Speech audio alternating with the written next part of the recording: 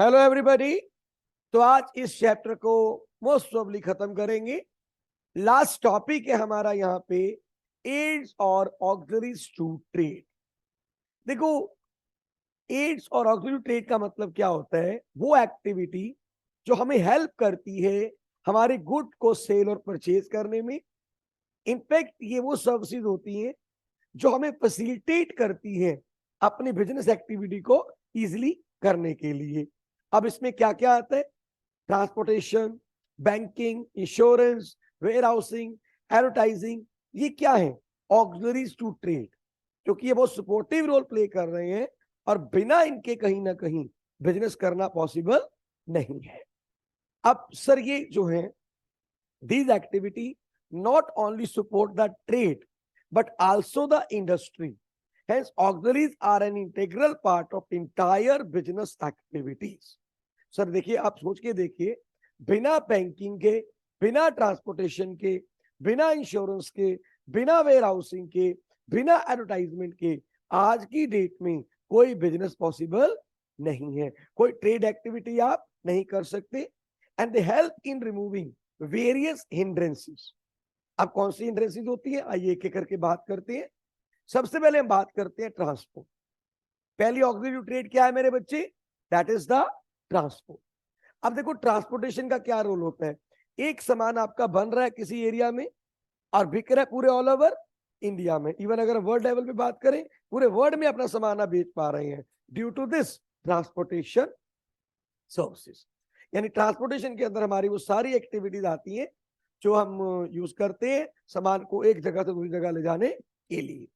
अब सर ये क्या रिमूव करता है? याद रखिएगा, it removes the hindrance of place. Transportation किसको रिमूव कर रहा है? Hindrance of place.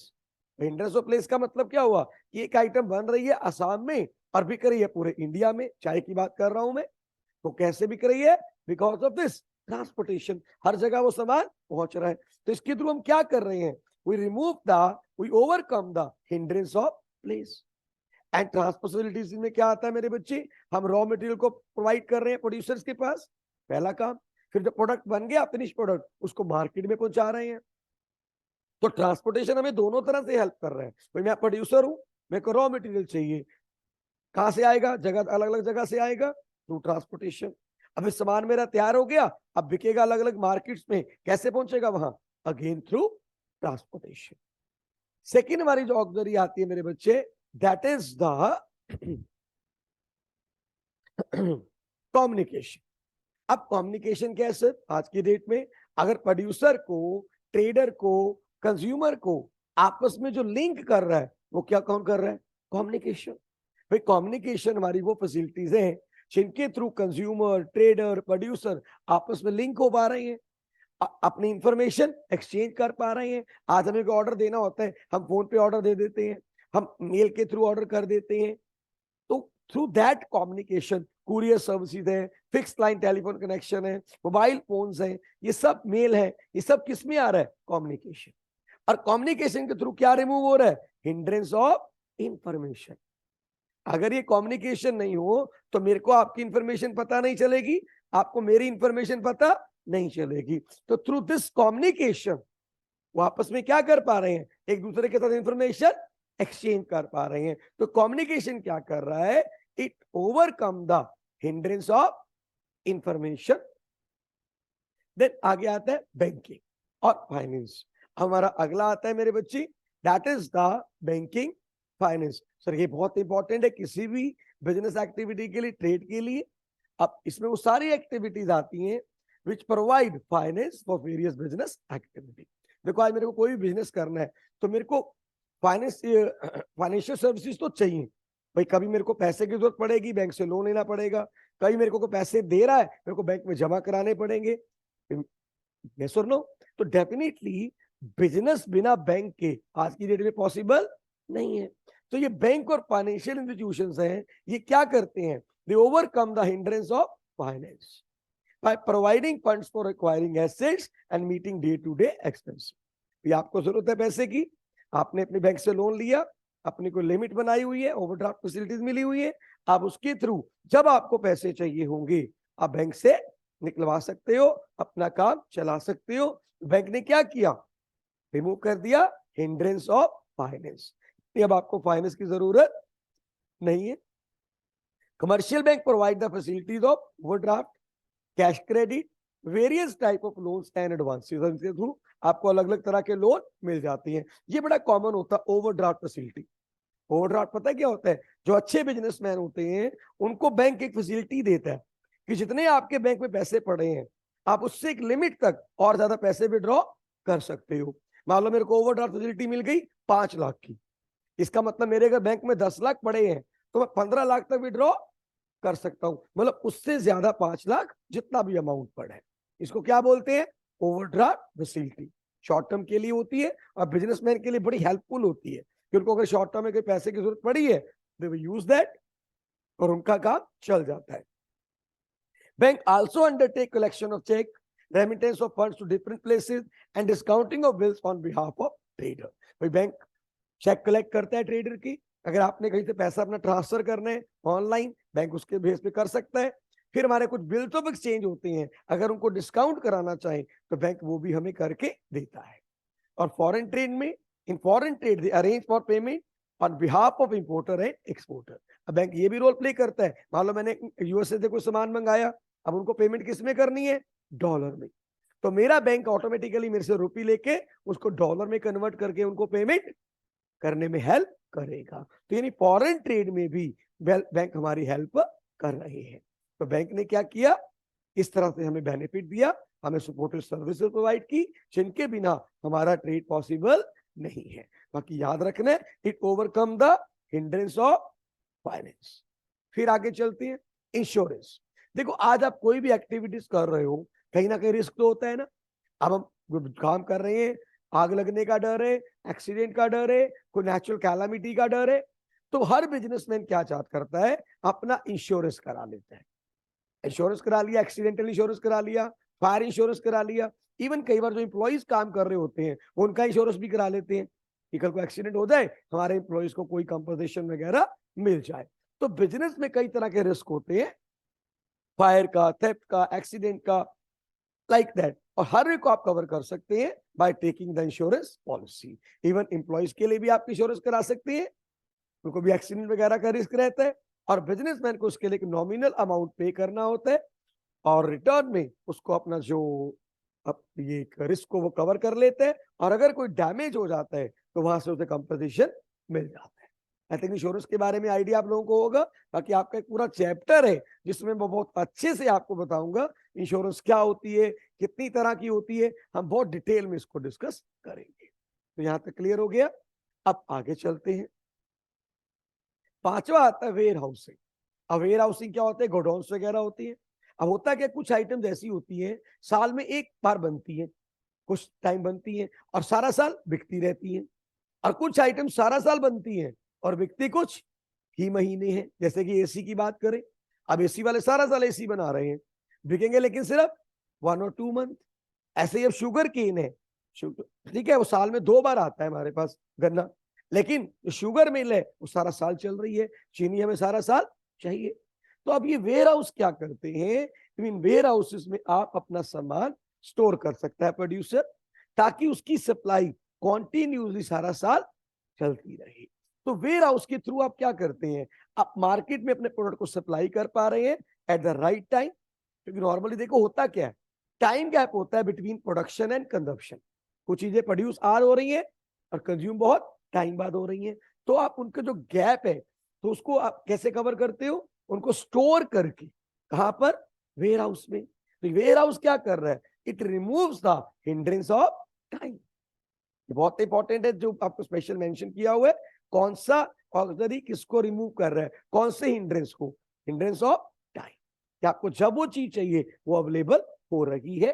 तो स्पेशल जो हमारा अरेंजमेंट किया जाता है इन वेयर हाउसेस के अंदर कि सामान को अच्छे से प्रोटेक्ट किया जाए, कोई उसमें डैमेज वगैरह ना हो, और रिजनेबल चार्जेस लिए जाते हैं ताकि प्राइस भी ज्यादा इफेक्ट ना हो। तो ये बहुत एक इंपॉर्टेंट फैक्टर है जो हर एक ट्रेडर को आज रिक्वायर्ड है वेयर हाउसेस को मेंटेन करना। फिर आगे चलते हैं। अब आता है एडवर्टाइजिंग। सर डेफिनेटली बड़ा इंपॉर्टेंट है। आप कहते हैं ना, आज बड़ा कॉमन एक डायलॉग होता है, कहता है जो दिखता है वो बिकता है। आज बिना एड के कोई चीज पॉसिबल नहीं है। मैं जितना मर्जी अच्छा प्रोडक्ट बना लूं, लेकिन जब तक लोगों को उसके बारे में पता ही नहीं चलेगा, इंफॉर्मेशन ही नहीं मिलेगी कि मेरे पास क्या प्रोडक्ट है, उसकी क्या क्वालिटीज है, दूसरों से वो क्यों बेटर है, वो मेरा सामान क्यों खरीदेंगे। तो आज एडवर्टाइजिंग जो इंडस्ट्रीज है बहुत इंपॉर्टेंट रोल प्ले कर रही है प्रोड्यूसर के प्रोडक्ट की इंफॉर्मेशन को कंज्यूमर तक पहुंचाने के लिए। तो ये उनको अवेयर करती है कंज्यूमर को अबाउट द प्रोडक्ट, उनके बारे में इंफॉर्मेशन देती है, उनके फीचर्स, उनके यूजेस, उनकी क्वालिटीज क्या क्यों बेटर है, बाकी से क्यों अच्छी है, ये सब चीजें। तो इस तरह से वो उनको पूरी इंफॉर्मेशन प्रोवाइड कर रही है। तो ये क्या रिमूव कर रहा है, it helps in removing hindrance of information. बिना एडवर्टाइजमेंट के आपको इंफॉर्मेशन पहुंचने वाली नहीं है, तो इसके थ्रू क्या किया आपने, रिमूव किया हिंड्रेंस ऑफ इंफॉर्मेशन। क्लियर बच्चे। तो ये था ऑक्सिलरीज ऑफ ट्रेड।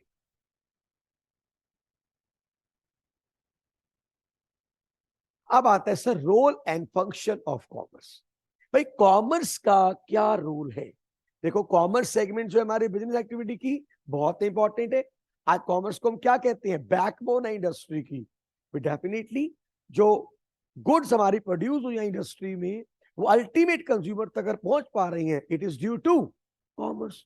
भाई कॉमर्स के थ्रू काम क्या है, अल्टीमेटली कमान जो प्रोड्यूसर का कंज्यूमर तक पहुंचाना। तो कंज्यूमर तुम्हारा जो कॉमर्स है वो क्या क्या रोल प्ले कर रहा है। सबसे पहले help in removing the hindrance of persons, जैसे हमने पीछे डिस्कस किया। भाई कॉमर्स के थ्रू आप क्या करते हो, प्रोड्यूसर को कंज्यूमर के बारे में पता लगता है। तो डेफिनेटली देखो ना, a large variety of good are produced by group of person called producer. जो सामान बना रहे हैं उन्हें क्या कहते हैं, producer. And these goods are produced for another group of person called consumer. बनाया किन के लिए गया, कंज्यूमर के लिए। And there is no direct relation between producer and consumer, कोई डायरेक्ट रिलेशनशिप तो नहीं है। The trade segment of commerce create A link between producer and consumer.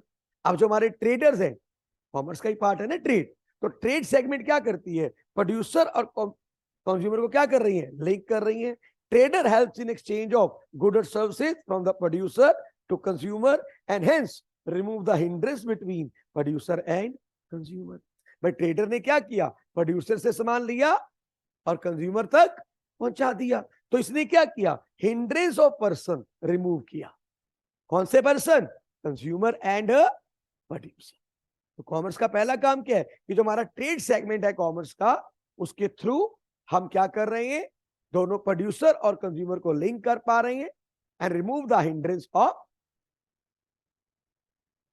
Persons. अब आता है helps in removing the hindrance of place. अब hindrance of place में क्या है सर, अब आपका सामान बन किसी एक प्लेस पे रहा है और भी पूरा बहुत अलग अलग जगह पे रहा है, पूरे ऑल ओवर इंडिया में रहा है। अब यहां पर जो प्लेस गैप होता है between producer and consumer, place gap है ना, प्रोडक्शन हो रही है असम में तो कंजप्शन होनी है दिल्ली में, तो ये प्लेस गैप को कौन रिमूव करता है, transport segment of commerce. Transport segment of commerce आपका वो सामान हर जगह पहुंचाती है and in that way it remove the hindrance of place. Right time पे राइट प्लेस पे वो सामान पहुंच रहा है because of transport segment of commerce, क्योंकि ये सारे किसके सेगमेंट है, कॉमर्स की सेगमेंट है। आगे चलते हैं, number 3, help in removing the hindrance of time. अब जैसे मैंने ये बात आपको पहले ही बताई, कुछ आइटम ऐसी होती हैं जो एक पर्टिकुलर सीजन में आती हैं लेकिन उनकी डिमांड थ्रू आउट ईयर रहती है, लाइक व्हीट, राइस, पल्सेस, साल में 1 या 2 बार आती है लेकिन बिकते सारा साल है। इसी तरह कुछ आइटम थ्रू आउट ईयर बनती हैं लेकिन बिकती सिर्फ उस टाइम पे है, जैसे कि एसीज। तो इनके टाइम गैप होता है बिटवीन प्रोडक्शन एंड कंजप्शन। अब इस टाइम गैप को कौन रिमूव करता है, warehousing segment of commerce. तो warehousing segment of commerce में क्या है, आप इन चीजों को स्टोर करते हैं और जब इनकी अवेलेबिलिटी जरूरत होती है इनको अवेलेबल कराया जाता है, उनकी कांस्टेंट सप्लाई मेंटेन की जाती है। तो in that way it remove the hindrance of time. यानी कि जो हमारी वेयर हाउस सेगमेंट है कॉमर्स की, वो क्या काम कर रही है, help in removing the hindrance of time. अब आगे चलते हैं, right number 4, help in removing the hindrance of risk.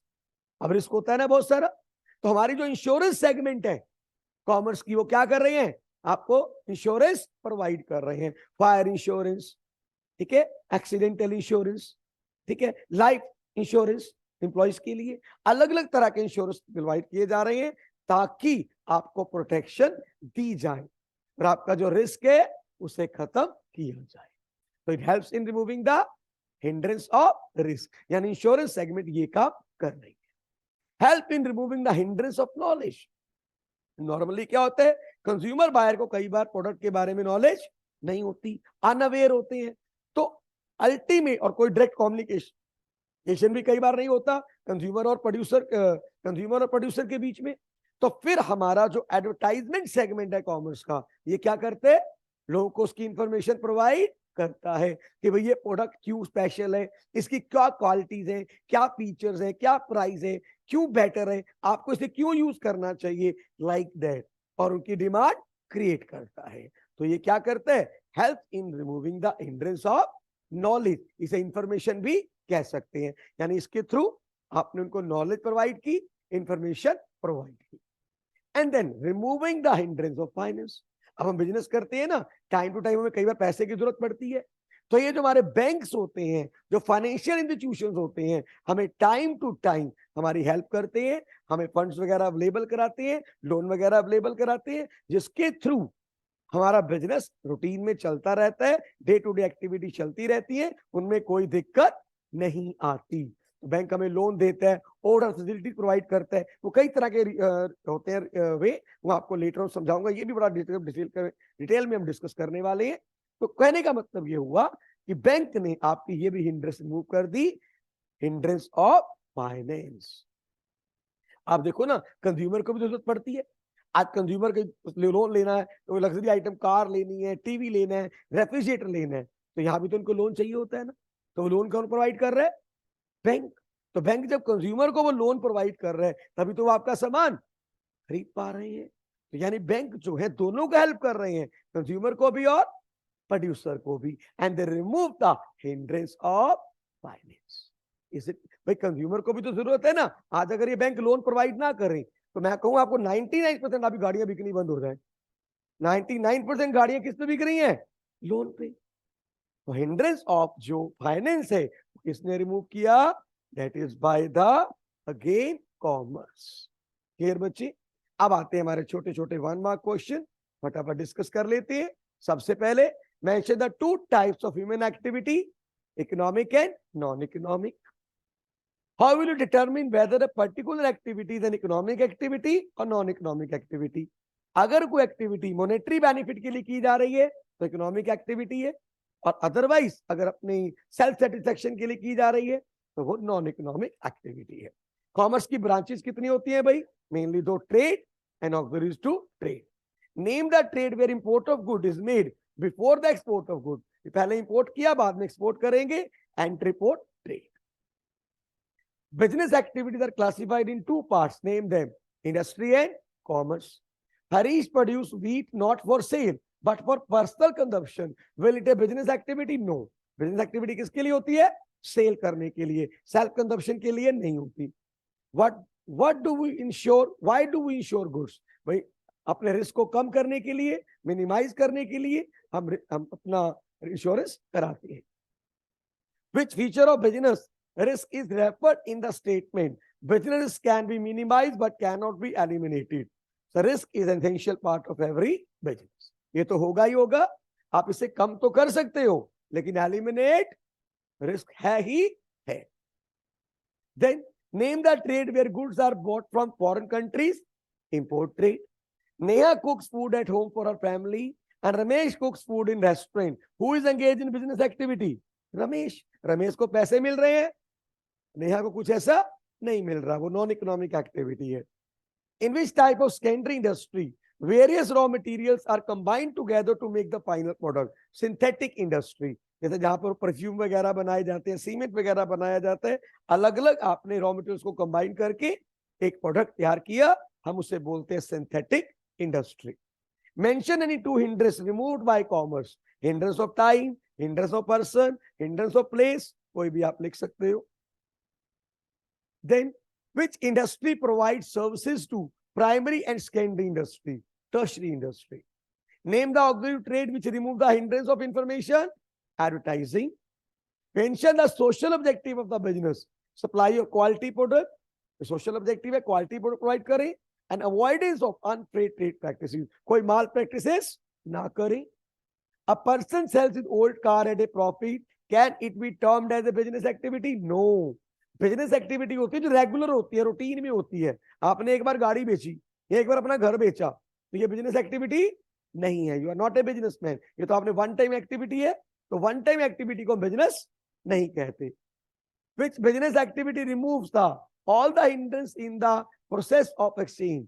Commerce. भाई कौन सारे hindrance को खत्म कर रहे हैं? That is the commerce. Commerce removes all hindrance. Hindrance of time, hindrance of place, hindrance of person. Which type of business is involved? Both the possibility of gain as well as possibility of loss. कल बताया था ना, जिस risk में दोनों chances है, या तो लॉस होगा या प्रॉफिट होगा, उसे क्या बोलते हैं? Speculative risk. Name the economic activity in which specialized knowledge is required. कहां चाहिए specialized knowledge? Profession में. What reward a business gets for bearing the risk? Risk के reward में क्या मिलता है? Profit. Profit is a reward for bearing the risk. Name the occupation in which people work for others and get remunerated in return. क्या बोलते हैं उसको? Employment. Name the industry which provides support services to other industry. Tertiary industries. What type of industry is fishing? Primary industry. ABC Limited is planting trees on the roadside. Which objective is trying to achieve? Social objective. आप पेड़ लगा रहे हैं ताकि जनता को उससे फायदा हो, तो ये कौन सा ऑब्जेक्टिव है? Social objective. Define risk. भाई रिस्क क्या होता है? प्रोबेबिलिटी और chance of incurring loss is called risk. Name any two factor kept in mind while setting up enterprises. भाई बिजनेस की नेचर कैसी है, साइज कैसा है, ये आपको ध्यान में रखना पड़ेगा जब भी कोई आप एंटरप्राइज खोलोगे. Why do businessman earn profit? भाई बिजनेस प्रॉफिट क्यों चाहिए? सर्वाइवल के लिए, ग्रोथ के लिए, ये आपकी एफिशिएंसी का सिंबल है और ये रिवॉर्ड है फॉर बेयरिंग द रिस्क. तो इसीलिए आपको प्रॉफिट चाहिए ही चाहिए. तो विद दिस माय डियर हमारा चैप्टर खत्म हुआ. आई होप कोई डाउट नहीं होगा, और होगा तो मेरे को आप पूछ सकते हैं. Thank you very much. God bless you all.